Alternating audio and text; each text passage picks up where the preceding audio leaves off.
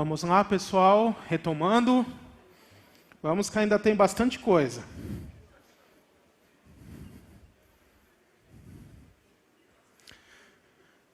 Então, retomando, gente. Período da tribulação. Eu lembro até hoje que um dia eu cheguei no seminário para dar uma aula de escatologia e eu falei assim para o pessoal: pessoal, hoje nós vamos entrar na tribulação. Aí um aluno gritou assim: eu não, pastor, eu quero ser arrebatado.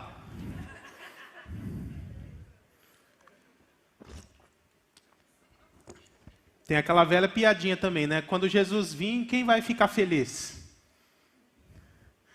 Não, quem vai ficar não vai ficar feliz, vai subir feliz. Né? Se ficar, não vai estar feliz. É isso aí.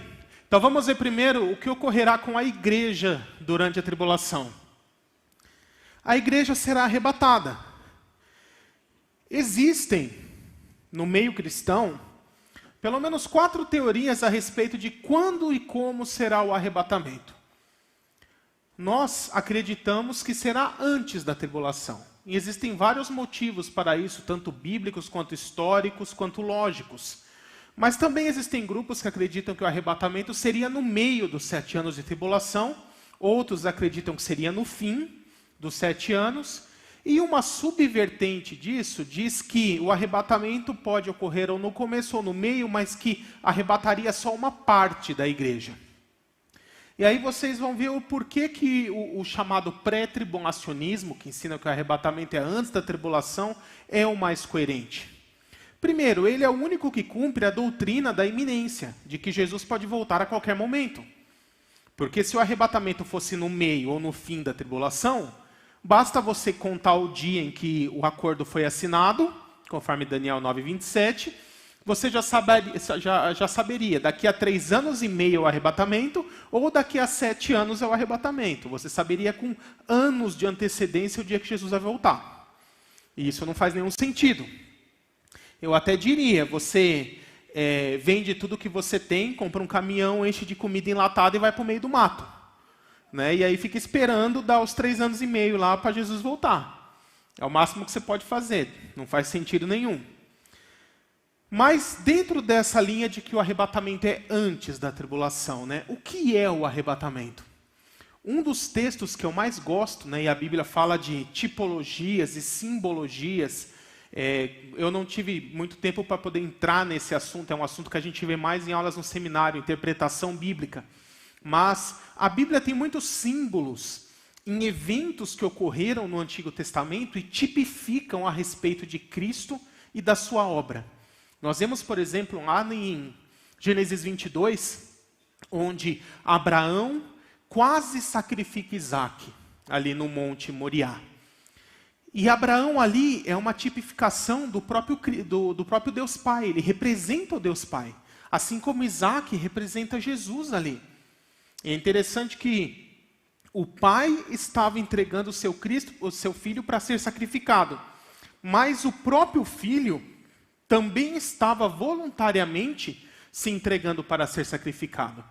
É um erro muito comum que a gente vê em representações e desenhos, Abraão levando um Isaac criancinha para ser sacrificado. Isso está errado. Pela cronologia bíblica, naquele momento, Isaac já era um homem adulto, de mais de 20 anos. Enquanto Abraão era um velhinho de mais de 100. Então, se Isaac não quisesse ser sacrificado, ele teria plenas condições de render Abraão e não se deixar ser morto. Mas ele voluntariamente quis se entregar para ser morto. Isso aponta para o sacrifício de Cristo. Jesus falou no Evangelho de João: ninguém toma a minha vida, eu a mesmo a dou. Eu tenho poder para dá-la e para tomá-la de volta. Então, estava nos planos do Pai, ele cumpriu a vontade do Pai, mas também voluntariamente se entregou. E dentro dessa ideia de tipologias, eu gosto muito ali do texto de Gênesis 24, que o texto se chama assim, geralmente o título que se dá, uma noiva para Isaac. E a ideia é o seguinte, Abraão, então vamos entender aqui a simbologia, Abraão representa quem? Deus Pai. Isaac representa quem? Cristo, Deus Filho, Filho de Deus. Então o Pai queria conseguir uma noiva para o seu filho. E o que ele faz? Ele manda o seu servo fiel a uma terra distante, a terra ali de Labão ali. Quem é esse servo fiel? O Espírito Santo. E essa terra distante? É aqui, planeta Terra. Então o pai estava lá no céu, queria uma noiva para o seu filho. E ele manda o seu servo fiel a essa terra distante. Quando que foi isso? Atos 2, Pentecostes. E aí, o servo fiel chega lá na terra, encontra ali Rebeca, ele pega a noiva à força? Não, você vai ser noiva do Isaac. Não, ele pergunta assim, você quer se tornar noiva de Isaac? Da mesma forma, o Espírito Santo, nessa atual era, continua tocando nos nossos corações. Quem quer se tornar parte da noiva de Cristo? Você quer se tornar parte da noiva de Cristo? Quer entregar-se a Cristo? Nós estamos nessa fase em que o servo fiel está lá na terra, distante, convencendo a noiva. E a noiva aceitou. Só que ela disse assim, ele pegou a noiva e saiu correndo? Ele falou assim, me dê alguns dias para que eu me apronte, a noiva fala. Nesse momento a noiva está se aprontando. Está nos últimos detalhes se aprontando. E aí o texto diz que quando a noiva ficou pronta, para nós quando a noiva vai estar pronta? Quando todos aqueles que hão de entregar a vida a Cristo tivessem convertido, tiver entregado a vida a Jesus. Aí a noiva está completa. Aí fala que o servo fiel pega a noiva de Isaac e começa a conduzir em direção à casa do pai. Aqui a gente vê o arrebatamento. O servo fiel começa a tirar a noiva dessa terra e vai conduzindo para a casa do pai. E olha que interessante. O Isaac ficou lá esperando na casa do pai? Não. Depois você lê lá Gênesis 24. Diz assim que Isaac, vendo ao longe o servo fiel com a sua noiva, ele vai ao encontro dela. Ele vai ao encontro dela, encontra ela no meio do caminho, toma das mãos do servo fiel e a conduz para a casa do pai, aonde sela o casamento. Ali nós vemos a primeira simbologia do arrebatamento da igreja, já no Gênesis. E é exatamente isso que vai acontecer. Os mortos em Cristo ressuscitarão.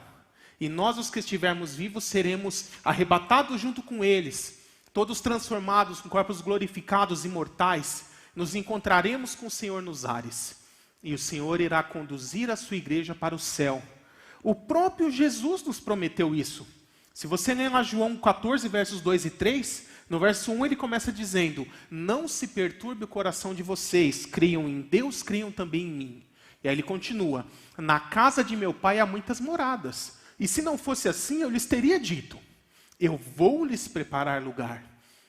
E quando voltar, os pegarei e os levarei para mim, para que vocês estejam para sempre onde eu estiver. Quem prometeu o arrebatamento foi o próprio Cristo.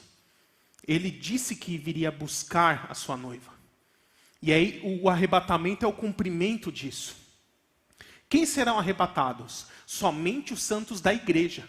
Santos do Antigo Testamento não fazem parte disso. Eles terão outro momento na história para serem ressuscitados, que é o fim da tribulação. Quem participa do arrebatamento é a igreja, é a noiva. Porque os eventos que se seguem são só para a igreja. E 1 Tessalonicenses 4,16 é enfático em dizer, os mortos em Cristo ressuscitarão. Não são todos os mortos. Tá? E isso é um arrebatamento. Depois do arrebatamento, lá no céu, teremos 2 eventos entre Jesus e a igreja, exclusivo para Jesus e a igreja. O primeiro deles é o tribunal de Cristo, explicado em textos como a 1 Coríntios 3, versos 9 a 15, Romanos, tantos outros textos que vão falando disso. E qual é a ideia aqui de tribunal? No grego nós temos 2 palavras diferentes que podem ser traduzidas por tribunal. A mais comum é aquele termo chamado criterion, que é o tribunal que nós estamos acostumados. Aquele que tem um juiz, um réu, um júri, um advogado de acusação, de defesa, testemunhas, e no final desse processo ele será declarado culpado ou inocente. Mas quando a Bíblia fala de tribunal de Cristo, ela não usa o termo critério, ela usa um outro termo chamado bema. É o bema de Cristo. O que significa bema? O bema, eu vou dar um exemplo para vocês. Imagine nas Olimpíadas, aquela modalidade, por exemplo, ginástica artística. O atleta entra na quadra e vai começar a fazer as diversas acrobacias e movimentos para a sua performance, para a sua apresentação. Enquanto isso, existe aquela bancada de juízes, analisando cada movimento. Ah, fez perfeito, 10. Ih, meio torto, 9. Ih, caiu, 6. Né? E no final, eles tiram aquela média de cada juiz, e a soma dos juízes é a média geral, que dá a nota do atleta. E a premiação que ele vai ter é diretamente proporcional ao tamanho dessa nota. Essa bancada de juízes é o bema. Então Jesus fala, todos vocês comparecerão perante o meu bema. O que significa isso? Hoje, você entrega a sua vida a Cristo, a salvação é pela graça, por meio da fé. Não existe nenhum mérito seu nisso. Você apenas se deixou ser quebrantado pelo Espírito Santo que tocou em você. Aceitou a graça de Deus sobre a sua vida. Mas aqueles que já creram, já entregaram a vida em Jesus, Jesus está todo o tempo olhando você, analisando a qualidade e a quantidade das suas obras. Tudo o que você faz em prol do reino de Deus sobre a terra. Jesus é o juiz dessa bancada. E ele olha a sua vida e diz, muito bom, deu bom testemunho, 10. Ih, palavra torpe, 7. Ih, brigou, 5. Xingou no trânsito, 4. Né? E ele vai ali, e ali. E cada um de nós está tendo essas notas, está tendo a sua média. Quando a gente chegar lá no céu, o tribunal de Cristo é só para salvos. Não tem nenhum perdido lá, é para quem já é salvo. É o momento em que Jesus vai apresentar a sua nota. Tudo que você fez em favor do reino de Deus. A primeira carta aos Coríntios, Paulo diz assim, há um só alicerce sobre o qual se pode construir, 1 Coríntios 3,9, que é Cristo. Essa é a salvação. E aí ele diz, veja cada um com o que constrói. A fundação do edifício é Cristo, mas o material sobre o qual vai ser construído é você que decide. Ele diz, você pode escolher construir com ouro, prata e pedras preciosas, ou madeira, feno e palha. E o julgamento virá como um fogo sobre esses materiais. E aqui nós temos 2 grupos de materiais. Ouro, prata e pedras preciosas, quando passam pelo fogo, o que acontece com eles? O fogo queima as impurezas. E eles se tornam ainda melhores e mais puros. E madeira, feno e palha, quando passa no fogo, acontece o quê? Queima. Fica só cinzas, não sobra nada. Como você está construindo o seu edifício para o reino de Deus? Com ouro, prata, pedras preciosas, boas obras para o reino, ou com coisas inúteis que vão queimar e não vão sobrar nada? O tribunal de Cristo é o momento onde a nossa vida cristã será analisada. Tudo que nós fizemos durante a vida nessa terra. Não define salvação ou perda de salvação. Quem participa dele já é salvo. Mas define que prêmio Cristo vai te dar pela sua vida aqui na terra. E esse prêmio a Bíblia chama de galardão. Cada um de nós receberá uma premiação do próprio Cristo diretamente proporcional à qualidade e quantidade das obras que fizemos na terra em prol do reino. Amém? O amém foi bem fraquinho dessa vez, né? Vou falar de novo. Amém? Isso. E aí logo em sequência vem a festa. Vem as bodas do Cordeiro. Devo lembrar vocês que Jesus nasceu judeu. Como diz Paulo, nasceu judeu, nasceu debaixo da lei. E já era tradição antiga, nós vemos isso já no Gênesis, lá no casamento de Jacó, que o casamento judaico ou hebreu durava 7 dias. Assim como lá em Juízes 14, você vai ver que no casamento de Sansão também durou 7 dias. Né? Mas Jesus não é qualquer judeu. Ele é o rei dos judeus, ele é o rei dos reis, o senhor dos senhores, o Messias. Então o casamento dele, 7 dias é pouco. Sabe quanto vai durar a festa de casamento do Senhor Jesus com a sua igreja? 7 anos. Os mesmos 7 anos que o mundo que rejeitou a Cristo vai estar aqui sofrendo a ira de Deus, a ira do anticristo e os juízos, aqueles que entregaram suas vidas a Cristo, a noiva, estarão lá no céu, desfrutando, festejando a festa das bodas do Cordeiro. A festa de casamento de Jesus com a sua noiva, que vem logo depois do tribunal de Cristo.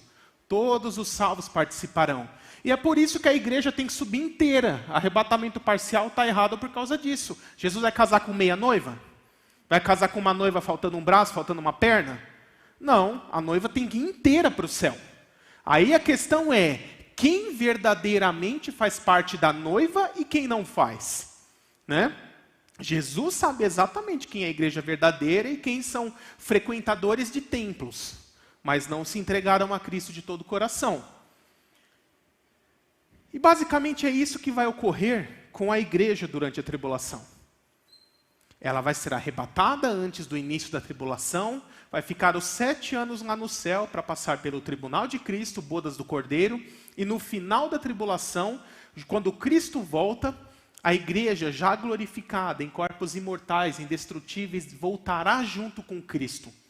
Não como noiva agora, mas como esposa de Cristo, para governar o mundo junto com Ele durante o milênio. Uma questão que as pessoas têm muita dúvida também é isso aqui. O Espírito Santo sairá da terra? É uma coisa que a gente ouve, né? Com arrebatamento, o Espírito Santo vai sair da terra e aí não vai mais ter Espírito Santo na terra durante a tribulação.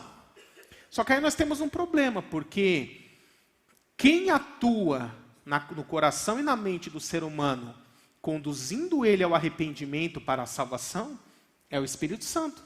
Não é o que está lá em João 14, João 16? O Espírito Santo é quem convence o homem do pecado, da justiça e do juízo. E isso não é só no Novo Testamento, é desde o Antigo. Se você olhar lá em Gênesis 6, antes do dilúvio, Deus fala assim: não convém mais que meu espírito continue contendendo com os homens. Por isso vou dar mais 120 anos para Noé terminar a arca, depois disso vai vir o dilúvio e quem não se arrependeu vai morrer. Então o Espírito Santo desde aquela época já agia nos corações dos homens. É uma manifestação da graça de Deus chamando o homem ao arrependimento. E muitas pessoas se converterão durante o período tribulacional. Isso eu vou falar melhor daqui a pouco. Mas para que eles se convertam, tem que ter a atuação do Espírito Santo. Então isso já é um indício de que a pessoa do Espírito Santo não será retirada da terra. Até porque, devo lembrar vocês que o Espírito Santo é Deus. Ele é a terceira pessoa da Trindade. Sendo Deus, ele é onipresente. Se ele é onipresente, ele está em todo lugar e sempre esteve. Não é o que está lá em Gênesis 1, verso 2? Depois que fala, no princípio criou Deus os céus e a terra. Aí como é que era? A terra era sem forma e vazia e o Espírito de Deus se movia sobre a face das águas. O Espírito de Deus já estava ali na criação. O Pai não criou tudo sozinho. Pai, Filho e Espírito Santo criaram tudo em conjunto. A criação foi uma obra da Trindade, em conjunto. Criaram tudo em conjunto. Não é só o Pai que é criador. O Filho é criador, o Espírito é criador. E é por isso que quando vai falar do homem, ele diz, façamos o homem, a nossa imagem conforme a nossa semelhança. Né? A Trindade fez o homem em conjunto. Não foi só o Pai, não foi só o Filho, não foi só o Espírito. Então o Espírito sempre esteve atuando, atuou em todo o Antigo Testamento. Atuou em Moisés, em Josué, nos profetas, na inspiração dos textos bíblicos por meio dos profetas, no rei Davi e em tantos outros. Então, o que mudou em Atos 2? O cumprimento do que Jesus falou. Lá no Evangelho de João, ele, depois de ressurreto, ele sopra aos discípulos e fala, recebam o Espírito Santo. Ali, eles se tornaram morada do Espírito Santo para a salvação. Isso antes de Atos 2. Mas olha o que Jesus fala antes de subir aos céus. Permaneçam em Jerusalém até que do alto sejam revestidos da pessoa do Espírito Santo, sejam revestidos de poder. Então, o que foi derramado em Atos 2? O poder do Espírito Santo, manifesto por meio dos dons, e não a pessoa dele. A pessoa já existia aqui, sempre esteve. A única diferença é que quando a pessoa entrega a vida para Cristo, ele faz morada na pessoa. Cumprindo o que Joel disse lá em Joel 2, 28 a 30. Derramarei do meu Espírito sobre toda a carne. Então é importante entendermos essa distinção. O que restringe a manifestação do anticristo no mundo é o poder do Espírito Santo entregue à igreja em Atos 2, onde ele faz morada em todo salvo. Uma habitação permanente, contínua. Isso vai embora com a igreja, porque isso é um dom que foi dado à igreja. A atuação do Espírito Santo voltará a ser, após o arrebatamento, igual era no Antigo Testamento. Pontual, em momentos específicos da vida da pessoa e em algumas pessoas. Tá? Mas o Espírito Santo, como pessoa, vai continuar aqui habitando na terra durante a tribulação, até porque sem ele não haveria conversões. Vocês conseguiram entender a lógica da coisa? A distinção entre pessoa do Espírito Santo e poder do Espírito Santo? Sim? Tranquilo? Ninguém vai me chamar de herege? Não? Então tá bom. Então vamos prosseguir. Agora eu vou falar um pouquinho sobre os gentios ímpios durante a tribulação. O governo mundial do anticristo, que a gente pode chamar também de nova ordem mundial, ele vai se basear em 3 pilares. Uma economia unificada. Todas as moedas, ou principais moedas, serão unificadas a um único câmbio que vai valer para o mundo inteiro. As transações serão globais em todos os aspectos. Também um sistema político globalizado. Será levantada uma autoridade governamental acima da supremacia de cada país. E os países perderão sua supremacia em certo nível e terão que se sujeitar a leis internacionais, como, por exemplo, os países da União Europeia já fazem em relação à União Europeia. As leis da União Europeia estão acima da supremacia de cada país. Enquanto o país quiser continuar fazendo parte da União Europeia, ele tem que se submeter àquelas leis. O que ocorreu com a Inglaterra há alguns anos atrás? Ela não quis mais continuar com o euro, quis voltar a usar só a libra, que é a moeda dela, porque ela é mais valorizada que o euro, só que para isso ela teve que se desligar da União Europeia. Tá? Ela não faz parte dessas mesmas regras e perde os benefícios também. Então é essa a lógica, só que no governo do anticristo não vai ter essa opção de se desligar. Né? Vai ter que seguir e acabou. E uma falsa religião mundial, liderada por um homem que a Bíblia chama de falso profeta, que eu já vou explicar daqui a pouquinho como é esse cara, o que ele vai fazer, como fazer essa distinção. Tá bom? A risadinha de malandro dele. Não falei nada, hein? Primeiro, quem é o anticristo? É importante nós entendermos que essa palavra anticristo, ela aparece apenas 4 vezes na Bíblia. Todas elas na carta de João. 3 na carta e 1 na segunda carta. Mas João não usa esse nome anticristo para definir uma pessoa. Ele usa como um adjetivo. Que esse prefixo anti significa contra, aquele que se opõe a algo. Então ele está falando um contra Cristo, um opositor de Cristo.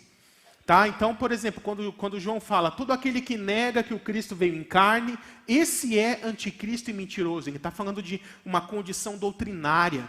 Ali, por exemplo, naquele caso específico, ele estava se referindo à seita dos gnósticos, que diziam que Jesus Cristo não tinha vindo com um corpo de carne e osso igual ao meu e o seu. Mas a teologia cristã se apropriou desse nome para sintetizar e ficar de uma forma mais simples, quando vai se referir a esse líder dos gentios profetizado.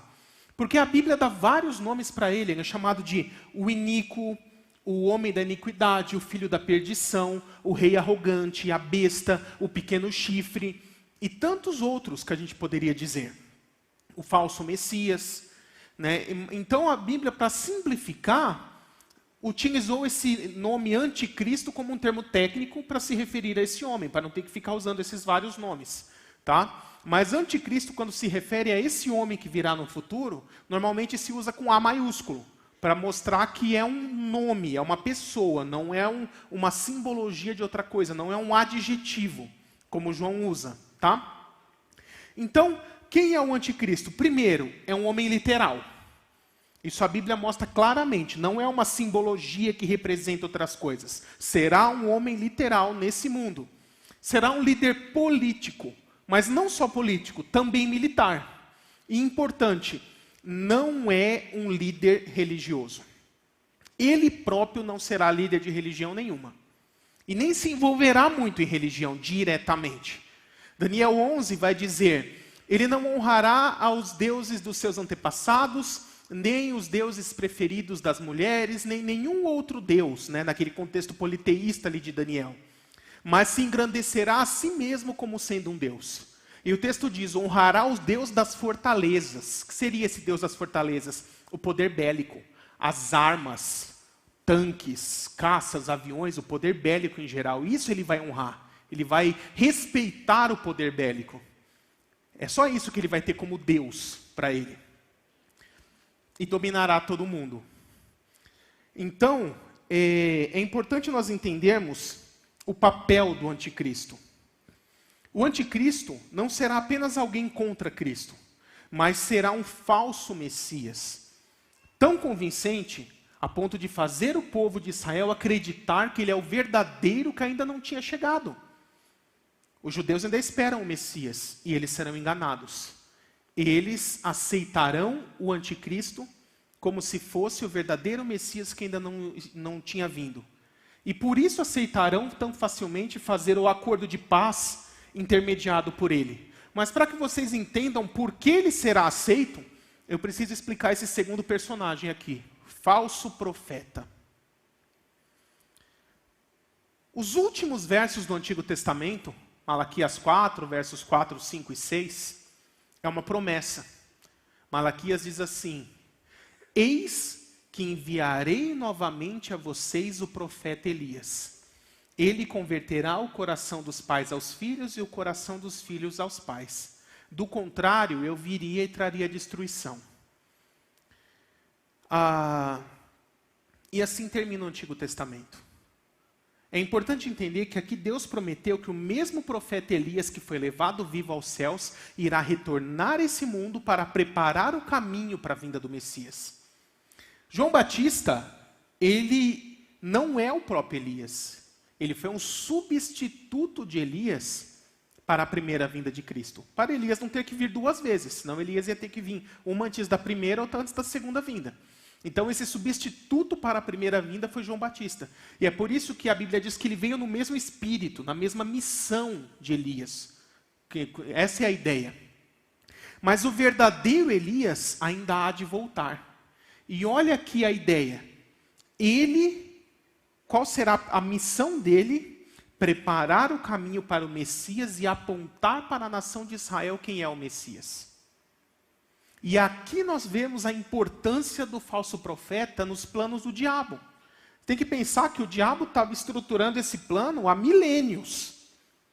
Ele está pensando em cada coisinha como encaixar. Então, Elias vai ter que voltar? Vai. Ele que vai apontar para o mundo quem é o Messias? Ok. Então, para que os judeus reconheçam o falso Messias, o que eu preciso? De um falso Elias. E aqui é a ideia do falso profeta. É por isso que ele é falso profeta, porque Elias era um profeta. E quando a gente vê Apocalipse 13, fala de duas bestas. A primeira besta, entende a ideia aqui, besta como fera, né? Um animal selvagem, perigoso, predador. A primeira besta do mar, ela representa o anticristo com seu império político. Mas logo em seguida vem a besta da terra, que é o falso profeta com seu império religioso. E olha o que diz a respeito do falso profeta. Ele receberá o poder do diabo, do dragão, diz na Apocalipse, para fazer sinais e maravilhas à vista de todos, fazendo até cair fogo do céu. Que profeta fez cair fogo do céu? Entendeu? É ali que ele vai dar a trucada, com o zap na mão. Né? Para quem conhece aqui um bom joguinho de truco. Eu jogo tanto o paulista quanto o mineiro, se você quiser jogar. Mas não grito, porque eu sou batista. Então, ele faz esses sinais e maravilhas pelo poder do diabo, fazendo até cair fogo do céu. Com isso, ele convence os judeus de que ele é o verdadeiro Elias em seu retorno. E aí olha o que Apocalipse 13 vai dizer. ele leva o mundo a adorar a primeira besta que foi ferida de morte, mas contudo reviveu, que é o anticristo com seu império. Então, primeiro ele convence os judeus de que ele é o retorno de Elias, por meio desses sinais realizados pelo poder do diabo, e em seguida ele aponta o anticristo e diz: esse é o Messias, sigam ele. E aí os judeus, acreditando, o recebem como Messias. E é por isso que Apocalipse 6, quando começam a ser abertos 7 selos, o primeiro selo é um cavaleiro de cavalo branco. Lá em Apocalipse 19, Jesus é representado como um cavaleiro de cavalo branco. Algumas correntes tentam dizer que os dois são o mesmo. Negativo, não são. O de Apocalipse 19 é inegavelmente Jesus. Mas o de Apocalipse 6 é um falso Messias, é um impostor. Isso nós temos vários sinais para isso. Primeiro, quem que está lá no céu abrindo os selos? É o próprio Jesus. Ele abre o primeiro selo, monta num cavalo e sai correndo? Não, ele fica lá no céu para abrir os outros selos, então já não pode ser ele, né? Qual a arma que Jesus tem em Apocalipse 19? A espada de 2 gumes que sai da sua boca. Aí a gente volta lá, isso é um outro princípio que eu preciso comentar com vocês. Toda simbologia bíblica tem que ser interpretada com outro texto da própria Bíblia. Principalmente o Apocalipse. 90% das explicações do Apocalipse não estão no Apocalipse, estão nos outros livros da Bíblia. Depois eu posso até detalhar isso com vocês. Então você vai ler a simbologia no Apocalipse, tem que achar outro texto de outro livro da Bíblia onde vai ter essa mesma simbologia e lá vai ter a explicação do que ela significa. Aí você aprende esse significado e aplica no livro de Apocalipse. É assim que se interpreta. Você tentar adivinhar o que significa qualquer simbologia do Apocalipse, você vai errar. Então vamos lá. Espada de 2 gumes que sai da boca de Jesus, né? Essa é super fácil. É a palavra de Deus. Mas por que a palavra de Deus? Porque Efésios 6, quando vai falar da armadura de Deus, diz que a palavra de Deus é como uma espada afiada de 2 gumes. Hebreus 4:12 também vai falar isso. Então perceba, aprendeu a simbologia aqui, onde ela reaparece, você aplica. Essa é a ideia. Qual que é a arma que o cavaleiro de Apocalipse 6 tem? A espada? Não. É o quê? Um arco e flecha. Aí a gente volta lá em Efésios 6. Deus nos dá o escudo da fé para que com eles possamos nos defender das flechas inflamadas do maligno. Então, a simbologia de arco e flecha é arma de quem? Do diabo, do inimigo. Se ele é um cavaleiro de cavalo branco, ele é um falso Messias, mas ele está com arco e flecha na mão. Não está com espada. É o diabo. Perceba ali também que tudo que vem depois dele é desgraça. É guerra, fome, peste, morte. É só coisa ruim. E aí isso vai cumprir o que Jesus disse lá em João 5. Eu vim em nome de meu Pai e vocês não creram. Mas no futuro vai vir outro em seu próprio nome e nele vocês vão crer. Né? Já estava mostrando que o povo de Israel vai crer no falso. Então, esse de Apocalipse 6 é um falso Messias. Mas ele parece o Messias. Tão convincente a ponto de fazer o povo judeu acreditar que ele é o verdadeiro. E junto com o falso profeta, que é o falso Elias, eles vão convencer a nação de Israel a aceitar fazer esse acordo de paz com os árabes intermediado por ele. Porque vão estar acreditando que ele seria o verdadeiro Messias que ainda não veio. A nação será enganada. E esse falso profeta também será um homem literal e esse sim será um líder religioso. Ele será o líder da falsa religião mundial que vai levar o mundo a adorar o anticristo e seu império como se fosse o Messias. Também será um líder militar, vai ajudar na guerra. Tá? Então esses são os personagens que vão dominar o período tribulacional. O anticristo com o cenário político, o falso profeta com o cenário religioso. Haverá apenas uma falsa religião mundial, uma religião mundial, que será a única aceita e tolerada por esse império. Todas as demais serão consideradas clandestinas e não terão autorização para funcionar. Tá? Vamos prosseguir. E esse falso profeta vai implementar um dispositivo que a Bíblia chama de a marca da besta. O texto diz que ele obrigou a todos, pequenos e grandes, ricos e pobres, livres e escravos, a usar uma marca na mão direita ou na testa. E sem ela não poderiam comprar nem vender nada. É um dispositivo de controle financeiro. Tá? E é interessante que esse termo grego traduzido por marca, existem duas palavras que podem ser traduzidas por marca. A mais comum é estigma. Estigma pode ser um rótulo, uma tatuagem, um desenho, uma cicatriz. É uma marca mais superficial. Agora, o termo que a Bíblia usa em Apocalipse 13 não é esse, é caragma. Caragma vem da raiz grega, carax, que significa enfincar estaca. Então, qual é a ideia? É uma marca causada por algo que perfurou a sua pele. Então, por exemplo, quando alguém sofre uma picada de cobra, aquela marquinha da presa da cobra que perfurou a pele, no grego aquilo é uma caragma. Tá? E a Bíblia diz que a marca da besta será isso, será algo causado, é uma marca causada por algo que perfurou a pele. Então, para os nossos dias, faz todo sentido de algo que foi inserido na pele por meio de uma seringa. Tá? Encaixa perfeitamente com a ideia do texto bíblico. Vocês já devem conhecer esse chipzinho aí chamado Mondex, já existe há mais de 10 anos. E ele serve como dispositivo para controle financeiro, cartão de débito, de crédito, todos os seus documentos, histórico médico, um monte de coisa.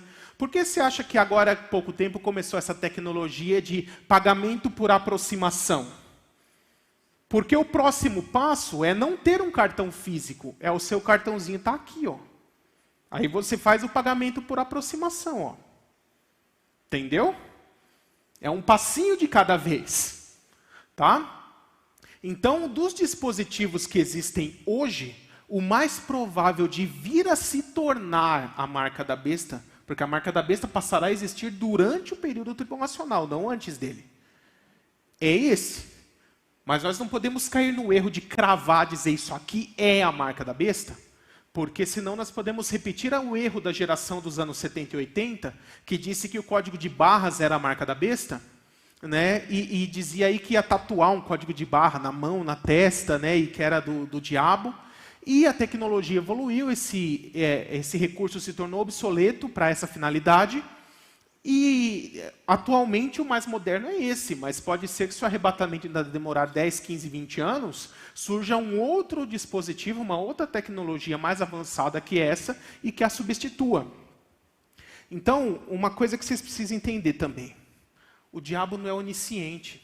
O diabo não sabe quando ocorrerá o arrebatamento. Só Deus que sabe. Ele pode ver sinais, analisar e ter uma noção. Então, vamos tentar pensar como o diabo pensaria nesse sentido. Ele sabe que o arrebatamento vai acontecer em algum momento e quando acontecer ele vai receber liberalidade para agir. Então, ele tem que estar com tudo pronto. Tem que estar com tudo na manga. Então, eu diria, se o arrebatamento ocorrer em nossos dias, o dispositivo vai ser esse. Se surgir daqui para frente alguma coisa mais moderna, pode ser que ele mude de ideia. Né? Ele atualize o Windows dele lá para uma versão mais nova. Da mesma forma, a gente pode ter esse entendimento em relação da pessoa do anticristo. Porque se você for parar para pensar, se o anticristo não sabe quando ocorrerá o arrebatamento, o que provavelmente ele fez e faz? Em cada geração, ele escolheu um cara, que era aquele cara mais encapetado da geração dele, né, literalmente, e pensou assim, se o arrebatamento ocorrer, é esse cara aqui que eu vou tornar o anticristo. E aí o tempo vai passando, não acontece, aquele fica muito velho, ele vai lá e escolhe o próximo. Então, nesse sentido, nós podemos dizer, como João diz, que muitos anticristos têm surgido. Né? Os Césares foram anticristos? Foram candidatos. Né? Da mesma forma, eu posso dizer que na Idade Média, vários foram. Napoleão, eu posso dizer que o último que a gente tem certeza foi o Hitler. O Hitler era o rascunho do anticristo. Total. Se o arrebatamento tivesse ocorrido naqueles dias, ele ia ser o cara. Né? Mas ainda não estava na soberania de Deus de ser naquele momento. Mas então, nós temos que ter essa lógica também. O diabo não é onisciente, ele trabalha com sinais. Tá? Vocês entenderam a questão da marca da besta? Então, beleza. Vamos prosseguir. Agora nós vamos começar a falar sobre Israel durante a tribulação. Como será a tribulação para Israel? Vai começar quando surgir esse líder no cenário mundial, que os judeus vão acreditar que é o Messias, e por isso ele intermediará um acordo de paz entre judeus e árabes. Esse acordo vai sair do papel, vai ser respeitado, os dois lados vão respeitar. Zacarias 14 começa dizendo assim: o fim dos dias chegará quando Jerusalém for dividida. Então eles vão repartir Jerusalém. Essa parte é para os judeus, essa parte é para os árabes, para os gentios, para os muçulmanos, seja quem for. Tá? Isso é uma das características desse acordo. E junto com isso, esse acordo permitirá a reconstrução do templo. Daqui a pouco eu vou mostrar uns mapinhas para vocês entenderem melhor como é que vai funcionar isso. Mas a característica principal é essa: na primeira metade da tribulação, o povo de Israel vai estar lá, sendo enganado pelo anticristo, achando que ele é o Messias, e ele ganhando cada vez mais poder, e dominando cada vez mais o mundo. Até que, vocês vão ver que eu vou explicar daqui a pouco, ocorrerão alguns eventos que vão fazer ele ser forçado a quebrar esse acordo. E ele quebra o seu acordo, se assenta num trono no templo de Jerusalém, que já terá sido reconstruído até então, e ordenará que todos o adorem como se ele próprio fosse Deus. E aí o povo de Israel vai finalmente cair a ficha, né? Ninguém mais usa essa expressão, só de falar cair a ficha você já sabe da minha idade, mais ou menos, né? Não falei nem o cartão, falei a ficha ainda. Então, o pessoal, lá na época dos Incas, tinha um negócio chamado orelhão, né? Pesquisa um pouquinho na internet, que aí você vai descobrir o que significa caiu a ficha. Tá? Você tinha que sair da sua casa e ir num telefone fixo na rua, que você pagava para usar. Tá? Mas isso é na época da TV preto e branco. Tá? Mas aí você pesquisa que você descobre. Né, pastor? Essa nova geração, ó, mas tudo bem. Moderno. Então, eles vão finalmente entender que ele não é o verdadeiro Messias. Mas aí ele já terá o apoio do mundo. E vai se cumprir o que está lá em Apocalipse 12, a simbologia da mulher e o dragão. O texto diz que Deus dá asas para a mulher, para que ela fuja para o deserto, onde será sustentada por 1260 dias. Que dá exatamente 3 anos e meio em anos judaicos. É a segunda metade da tribulação. Essa mulher é Israel. Eu vou te dar então mais um exemplo para te mostrar como que se interpreta a Bíblia com a própria Bíblia. Tem gente que fala que essa mulher é a igreja, tem gente que fala que essa mulher é Maria. Como saber a interpretação certa? O texto diz que ela está vestida de sol, sobre a lua, com uma coroa de 12 estrelas. Então, a gente tem que vasculhar na Bíblia onde a gente acha essa simbologia de sol, lua e 12 estrelas. E o que ela significa. Alguém lembra onde está essa simbologia? O sonho de José do Egito, Gênesis 37. Né, onde ele diz que vê o sol, lua e as 12 estrelas, que significam o seu pai, sua mãe e ele com seus irmãos, ou seja, todo o povo de Israel naquele momento, que eram os patriarcas, que se curvam diante dele, reconhecendo que ele vai se tornar o líder, né, como de fato se cumpriu. Então ali se aprendeu, sol, lua e 12 estrelas é uma simbologia do quê? Do povo de Israel. Por que você acha que essa mulher está com esses mesmos símbolos? Para mostrar que ela é quem? O povo de Israel. É assim que se aplica a interpretação bíblica. Tá? Então, durante toda a segunda metade da tribulação, os judeus terão que fugir para o deserto. Mas eu vou primeiro entrar em outros personagens antes de retomar essa questão, para vocês entenderem melhor. Eu quero falar de um grupo chamado os 144 mil. Apocalipse 7... O pau está quebrando lá, juízos para todo lado caindo.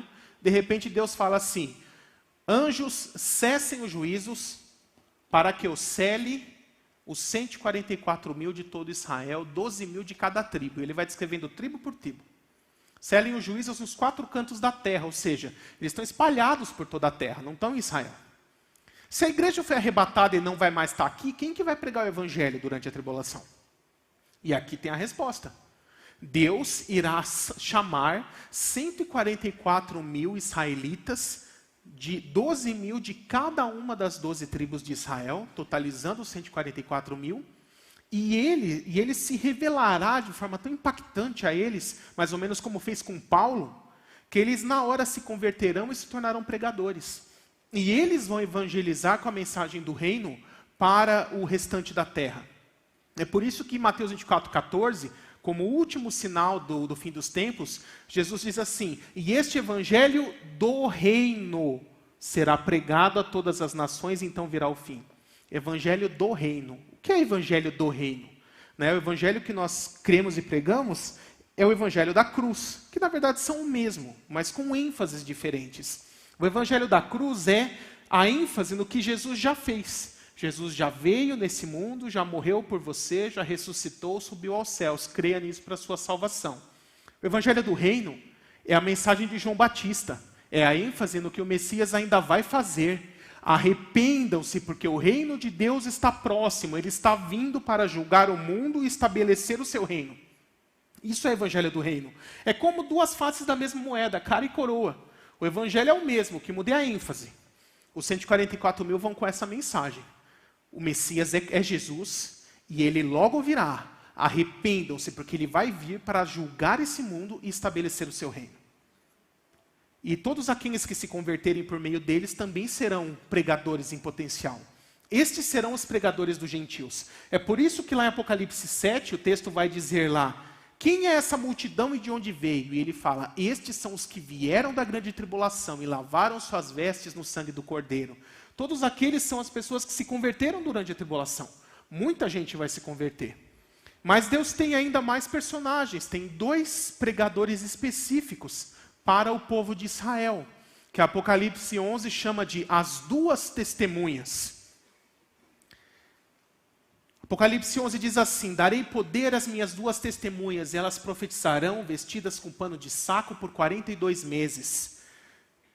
Elas terão poder para fechar o céu para que não chova, transformar água em sangue, ferir a terra com toda sorte de pragas. E se alguém quiser lhes causar mal, sairá fogo de sua boca, que consumirá os seus inimigos. E aí o texto continua dizendo: elas profetizarão na cidade que figuradamente se chama Sodoma e Egito, onde também foi crucificado o seu Senhor.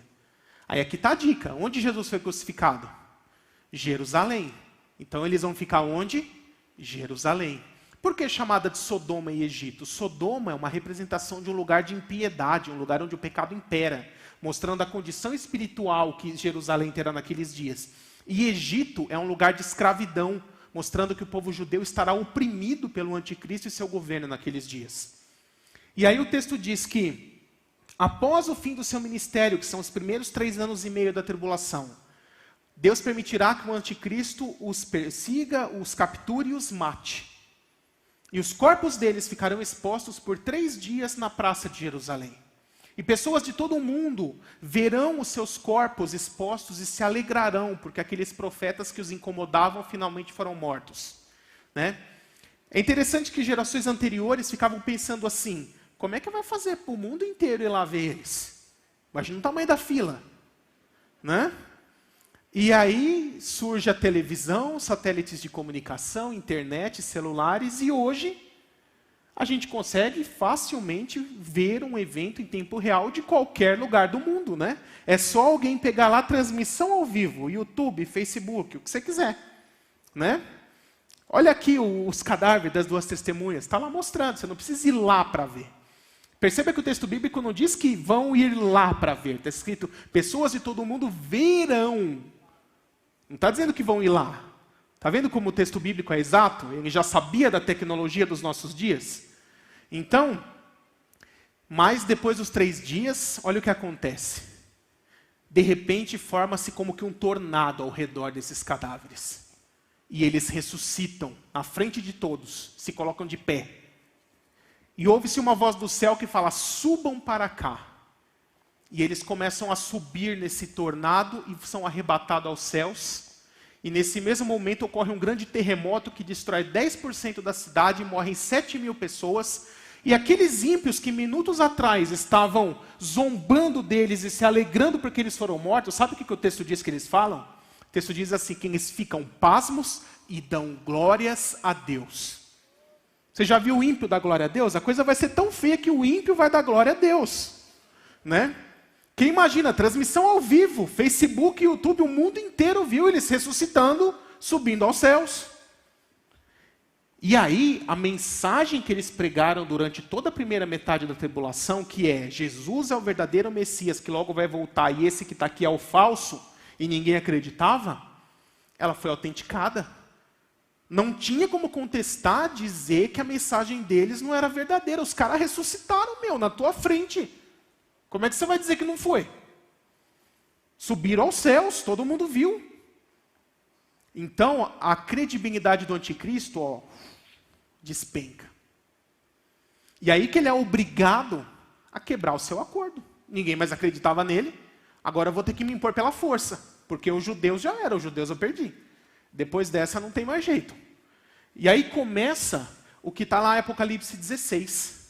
Ele dá ordens aos seus emissários, a Bíblia usa uma simbologia ali que fala que espíritos imundos semelhante a rãs saem da boca do dragão, que é o diabo, do anticristo e do falso profeta, que são emissários que vão percorrer o mundo, convocando os exércitos das nações para se reunirem ali no Vale de Megido, para a guerra do Armagedon.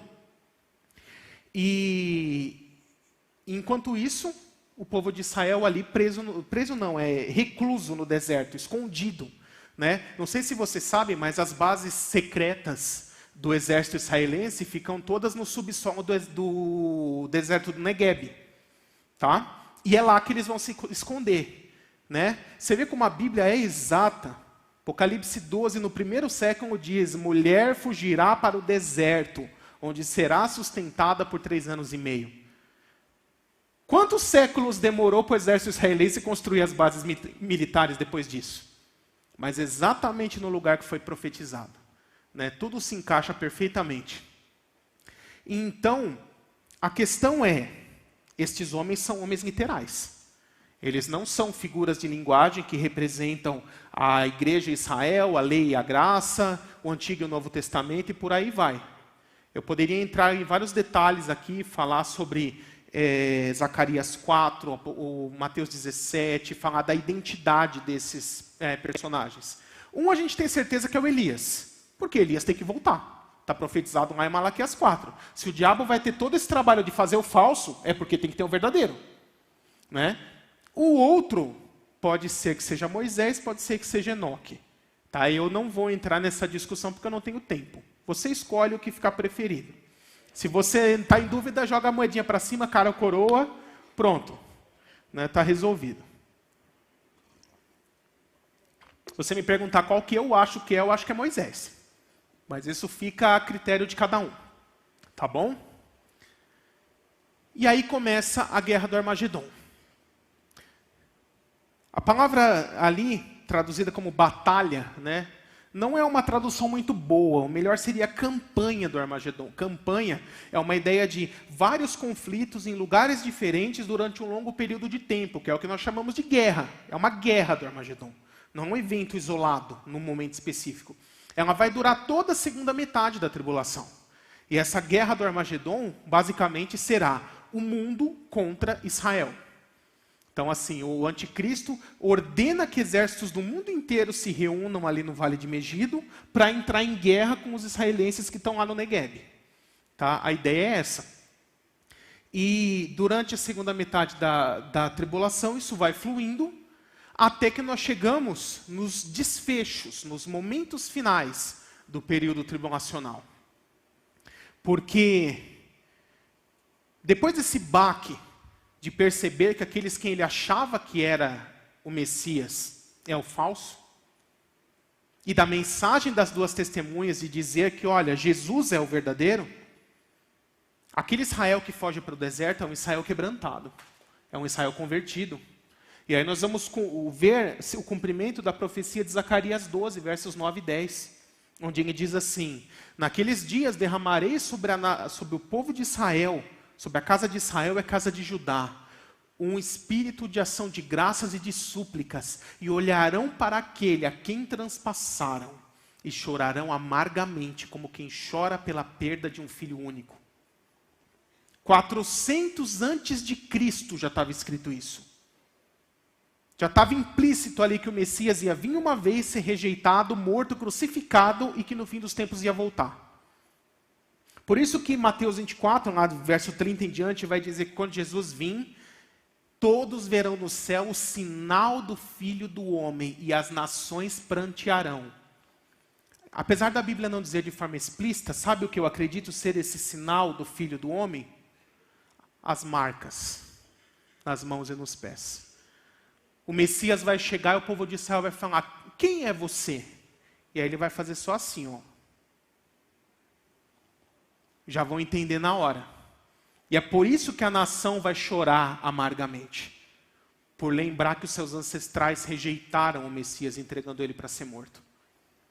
Mas finalmente, a nova aliança se cumprirá no povo de Israel. Ele se converterá, ele crerá em Cristo. E o próprio Jesus profetiza isso ali no finalzinho de Mateus 23. Logo antes de começar o sermão profético, ele diz assim, Jerusalém, verso 37 a 39. Jerusalém, Jerusalém, você que mata os profetas e apedreja os que lhes são enviados.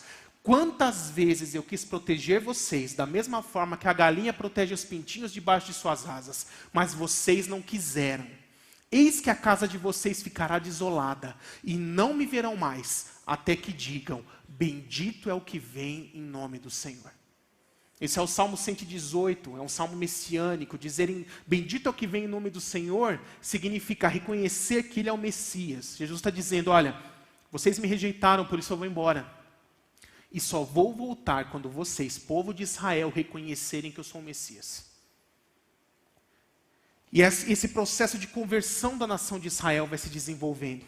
Daniel 11 vai dizer que o anticristo, depois de mandar os exércitos se reunirem em Megido, ele deve provavelmente pensar assim, opa, e se essa galerinha toda me trair e entrar em guerra contra mim? Eu não vou ficar aqui não, eu vou esperar eles lá já com o meu exército no jeito. Que se der problema a gente já resolve por lá. E aí fala que ele sai da cidade santa e fixa o seu acampamento entre o Monte Santo e o Grande Mar, que é o Mar Mediterrâneo. Se você pegar no mapa entre os dois, exatamente o que está no meio é o Vale de Megido.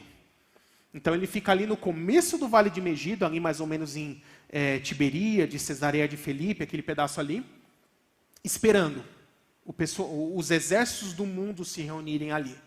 E o povo de Israel, sabendo que o anticristo saiu de Jerusalém, o que eles fazem? Um ataque surpresa em Jerusalém, tomam a cidade e fazem dela o seu quartel-general, a sua última resistência.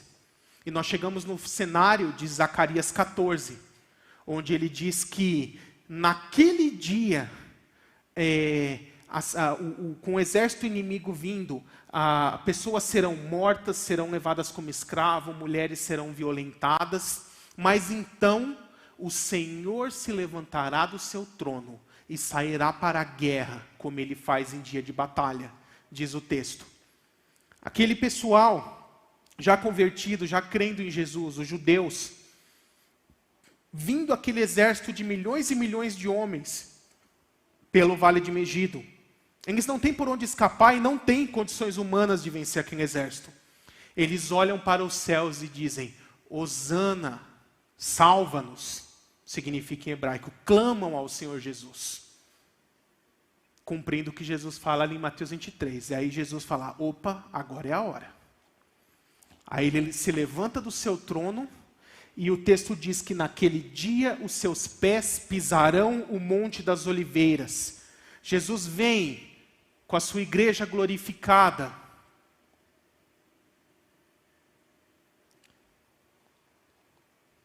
E os seus pés pisam no Monte das Oliveiras. E o texto diz que, no momento que os seus pés tocam no Monte das Oliveiras, o monte se rasga ao meio com um grande terremoto.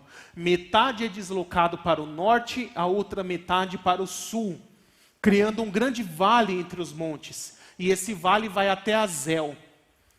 Aqui é a cidade velha de Jerusalém, o Monte do Templo. A cerca de 1 quilômetro a leste, Monte das Oliveiras, 2 quilômetros a leste, Azel. E então, o povo de Israel, que estava confinado aqui, passa em segurança por esse novo vale criado entre os montes e vai lá para Azel, fica lá em segurança. É interessante que pessoas contestam se realmente Deus, por meio de Moisés, foi capaz de abrir o Mar Vermelho ali para o povo de Israel passar. Saiba que o mesmo Deus que no passado abriu água para o povo passar, no futuro ele vai abrir rocha. Ele vai abrir uma montanha, ele vai rasgar uma montanha ao meio para o seu povo passar. E o seu povo vai passar em segurança. E quando o anticristo chegar aqui achando que está tudo ganho, ele vai dar de cara com o Cristo glorificado e seu exército celestial. E a Bíblia diz que pelo sopro de sua boca, pela manifestação de sua glória, ele irá aniquilar todo o exército do anticristo. E diz mais, Apocalipse 19 diz que ele conclamará as aves dos céus para que venham e devorem as carnes dos cadáveres desse exército, de forma que sobre só os ossos. E depois, se você quiser dar uma olhadinha em Ezequiel, vai dizer que depois disso, já no milênio, vai demorar 7 meses para conseguir enterrar todos os ossos. De tanto osso que vai ter ali. E é muito interessante isso daqui, porque eu coloquei aquela imagem ali, ó. Essa imagem é exatamente daqui, ó. Aqui é a cidade velha, os muros do monte do templo, e ele tinha antigamente 12 entradas de portas. Essa daqui é a porta oriental, que é aquela que está emparedada ali naquele desenho, naquela foto. E existem profecias muito interessantes a respeito dessa porta. Ela é o único caminho que do templo dava direto para o Monte das Oliveiras. Por isso a gente sabe que foi ali que Jesus passou em Mateus 21, na sua entrada triunfal. Porque o texto fala que Jesus, vindo do Monte das Oliveiras, entrou em Jerusalém e foi direto para o templo. Também, a glória do Deus de Israel, na inauguração do templo, lá na época de Salomão, fala que ele desceu no Monte das Oliveiras do Oriente e veio e entrou por essa porta. E aí, quando nós lemos Ezequiel 43, Ezequiel tem uma visão, e ele vê essa porta, e ele diz assim: eis que vejo a porta oriental, e a glória do Deus de Israel vindo do Oriente em direção a ela. Ele viu Jesus Cristo voltando. Ele teve essa visão. E ele diz que a terra refulgia com a sua glória conforme ele pisava. A glória dele tão grande que onde ele pisava é como se o chão virasse lava. Para você ter uma ideia. E aí ele entra. E Ezequiel continua tendo outras visões. Depois ele volta lá no capítulo 44 e ele diz assim: voltei à porta oriental, mas agora ela estava lacrada, porque o Deus de Israel passou por ela. Sabe quando que essa porta foi lacrada? Ela foi lacrada no século 6 depois de Cristo. Foi bem depois disso. Mas Ezequiel 43 já disse que o Messias entraria por essa porta, depois disso ela seria lacrada. E sabe o que ele continua dizendo depois? Ele diz assim: o único que poderá abrir novamente essa porta e entrar por ela é o príncipe, que irá entrar por ela, se assentar no templo e comer na presença de Deus. E nós vemos tudo isso se cumprindo aqui, porque esse mesmo terremoto vai rasgar essa muralha da cidade velha, vai rasgar bem ali. E o Cristo em glória vai atravessar do Monte das Oliveiras ali e entrar no Monte do Templo. Porque ele não é só Messias, não é só Rei dos Reis, ele é o sumo sacerdote da nova aliança. Ele vai ali assumir seu sacerdócio.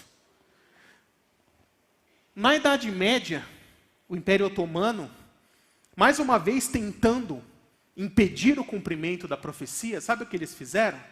Eles leram Levítico e falaram: opa, sacerdote não pode pisar em terreno que tem morto, em cemitério. E o Messias será um sacerdote, como Zacarias 6,6 afirma, a carta aos Hebreus, muito mais. Então olha que jogada genial. Vamos transformar o vale de Cedron, que é o caminho do Monte das Oliveiras até o templo, num cemitério. Assim será terreno impuro e o Messias não poderá passar sem ficar cerimonialmente impuro. Mas Zacarias 14 já nos dá a resposta para tudo isso, porque com esse grande terremoto, a terra se deslocará para os lados. O terreno sujo, corrompido, vai ser jogado para os lados. E o Messias vai atravessar terreno limpo. E eu até conversava com o pastor Diego aqui no intervalo, ele me deu um detalhe mais interessante, né? Do lado de dentro dessa porta, sabe o que fizeram? Construíram uma mesquita, encostadinho na parede, para você nem conseguir acessar pelo lado de dentro. Mas nada disso vai resistir ao terremoto dos passos do Messias, caminhando no Monte das Oliveiras. Esse é o nosso Deus. E Ele vai destruir o exército do anticristo. Pegar o anticristo, o falso profeta, lançar no lago de fogo, de onde jamais sairão. Pegar Satanás, o dragão, e prender no abismo por 1000 anos, durante todo o milênio, para jamais tentar as nações. E então começará o milênio, o reino de Cristo sobre a terra, o reino messiânico.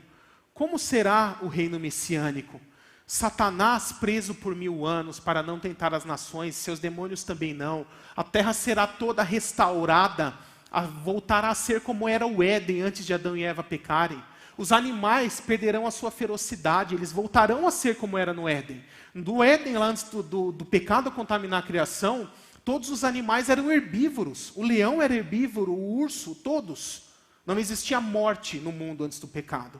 Os animais se tornaram selvagens e predadores por causa da contaminação do pecado. É por isso que Deus diz lá em Gênesis 3, maldita se tornou a terra por tua causa. Só que Isaías 11 já nos profetiza que quando o renovo de Deus se assentar no trono, essa condição será restaurada. Leão e cordeiro pastarão juntos, os filhotes da ursa brincarão com as ovelhinhas, a criança vai colocar a mão na toca da cobra e ela não vai picar. Porque o Messias reorganizará todas as coisas e tudo voltará a ser como era lá no Éden. E nós viveremos esse reino com o novo templo em Jerusalém, Cristo reinando fisicamente na terra com o seu trono em Jerusalém, as nações vindo adorá-lo todos os anos, a terra será fértil, abundante. Eu teria muitas outras coisas para falar e que infelizmente não vai dar tempo, né? Isso aqui teria que ser uma semana falando de escatologia para isso. Mas ainda não é o fim. Ao final do milênio, a Bíblia diz que Deus permite que Satanás seja solto. Deus tem um último propósito a ser cumprido por meio do diabo. Ai, pastor, que horror, Deus usa o diabo. Deus usa o diabo. Até porque o diabo costuma dizer que ele é um cachorro muito bravo, preso numa corrente. Quem determina o tamanho da corrente é Deus. Então o diabo vai até onde Deus deixa ele ir. Você quer exemplo melhor do que o livro de Jó? Toca nos bens, mas não toca nele. Toca nele, mas não mata. Aí eu pergunto para vocês, o diabo pagou para ver em alguma dessas situações? Não, filho. Então, quando Deus fala grosso, o diabo afina. Não adianta, né? E aqui, Deus tem um último propósito.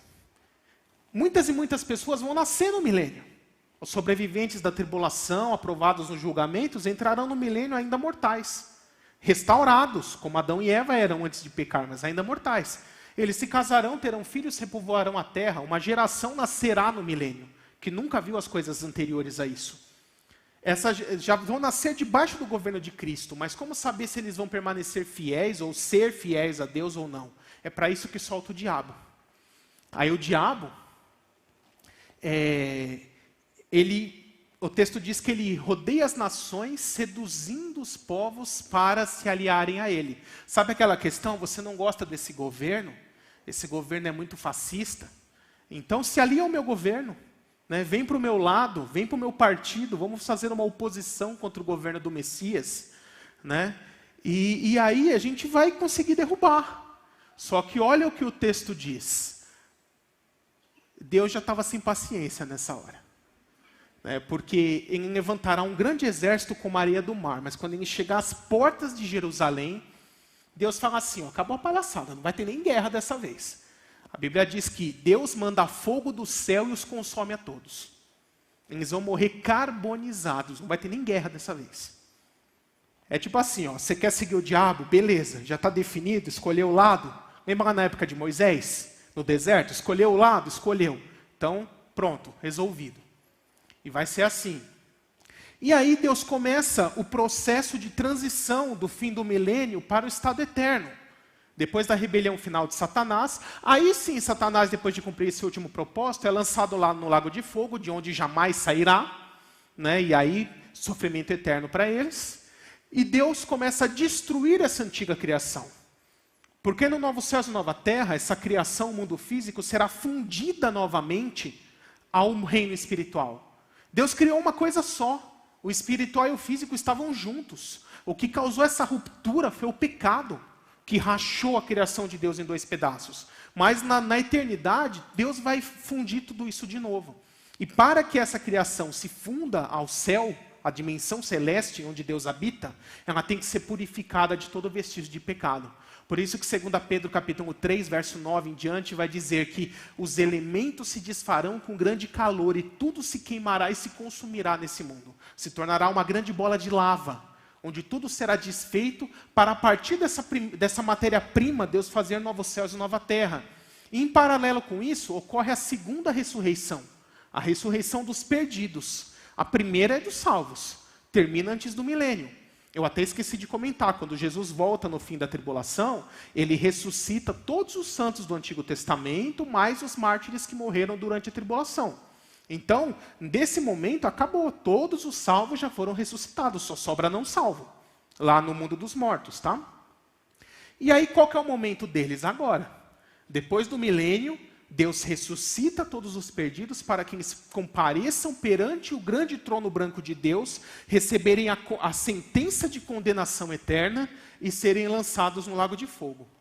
Isso é de fato o juízo final de verdade. E aí nós chegamos nos novos céus e nova terra, o estado eterno, onde os salvos habitarão para sempre com o Senhor, e os perdidos sofrerão para sempre no lago de fogo. A Bíblia fala muito pouco a respeito de como é a eternidade, como será a eternidade, os novos céus e nova terra. Mas eu gosto bastante desse texto aqui, ó. Olho nenhum viu, ouvido nenhum ouviu, mente nenhuma imaginou o que Deus preparou para aqueles que o amam. 1 Coríntios 2,9. Se você prefere a tradução Almeida, ela diz: nem olhos viram, nem ouvidos ouviram, nem jamais penetrou em coração humano o que Deus tem preparado para aqueles que o amam. E aí as pessoas me perguntam: como será a eternidade, pastor? Eu costumo explicar assim. Imagina aquele filme O Todo-Poderoso, né, do Morgan Freeman. Então imagina o Deus aparecendo para você personificado, igual o Morgan Freeman. Aliás, não vai pensando que Deus é loirinho de olho azul, não, viu? Nem Jesus. Se você chegar lá em Apocalipse 5, diz que a aparência dele é semelhante a jaspe sardônico. Tá? Jaspe é marronzinho. Então, Deus e Jesus são no mínimo pardo. Loiro de olho azul, esquece. Isso aí foi os pintores da Idade Média Europeia que retrataram. Você vai chegar lá, vai tomar susto. Muito menos não faça igual a Ellen White, que ela disse que no céu todos serão brancos como Jesus. Pelo amor de Deus, não caia nessas visões inspiradas. Muito mais piradas do que ins. Então, vamos lá. Imagina que Deus apareça assim para você e ele diz assim: meu filho, como você quer que seja o céu? Fala para mim aí que eu vou anotar. Aí você fala: quero isso, quero que tenha parquinho, escorregador, gangorra, né? Você coloca lá tudo o que você quer. E aí, quando terminou, meu filho, terminei. E aí Deus vai te dizer assim: você duvida que se em vez de fazer desse jeito aqui, eu fazer do jeito que eu planejei, vai ficar muito melhor do que isso, e quando você chegar lá eu vou te surpreender? E é exatamente isso que vai acontecer. Todos nós seremos grandemente surpreendidos. Não é que ninguém nunca viu nem ouviu. Mente nenhuma imaginou. Ninguém nunca conseguiu nem imaginar como será a eternidade com Deus. É isso que aguarda a todos aqueles que entregaram as vidas a Jesus Cristo como único Senhor e Salvador. Uma eternidade de alegria indescritível. Aí aqui eu só uma explicaçãozinha do livro de Apocalipse, mas acho que não vai dar tempo de passar. Vocês terão esse conteúdo aqui no capítulo 12 do Manual Prático de Escatologia, tá? Depois para mais detalhes. Então, conclusão. A Bíblia nos revela com clareza como será o futuro. No final, todo o pecado será punido. Satanás e seus anjos caídos serão definitivamente derrotados. Todos aqueles que entregaram suas vidas a Cristo e foram fiéis a Ele receberão o prêmio da vida eterna. Em contrapartida, aqueles que o negaram serão atormentados no sofrimento eterno. Esse é o final. Como já dizia Billy Graham, fique tranquilo, vai dar tudo certo. Eu já li o final da história. Você já tem o final da história. Aqui, ó, vai dar tudo certo. Não precisa se preocupar. Então é isso aí, pessoal. Espero que vocês tenham gostado. Foi hiper resumida essa apresentação, né? Deixa eu pegar aqui.